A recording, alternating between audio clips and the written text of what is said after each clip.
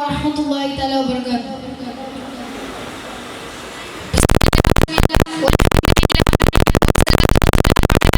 Rasulillah wa ala alihi wa sahbihi ajma'in, amma ba'd.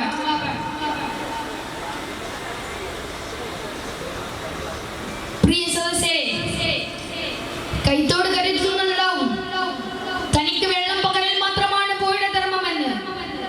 ഇന്ത്യയുടെ കവി രവീന്ദ്രനാഥ ടാഗോറിന്റെ പ്രസിദ്ധമായ വരികളാണിവ.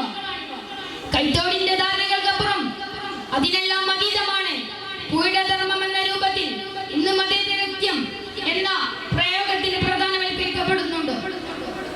പ്രധാനമായും മതേതരത്വം എന്ന വാക്കിനെ നിർവചിക്കപ്പെടുന്നത് രണ്ട് രൂപത്തിലാണ്: പാശ്ചാത്യ മതേതരത്വം, ഇന്ത്യൻ മതേതരത്വവും. ഈ മതേതരത്വങ്ങളെ മതം ഇല്ലാതാക്കുന്ന അവസ്ഥയിലേക്ക് മാറ്റി കെട്ടുക എന്നതാണ് പാശ്ചാത്യ മതേതരത്തിൽ പ്രധാന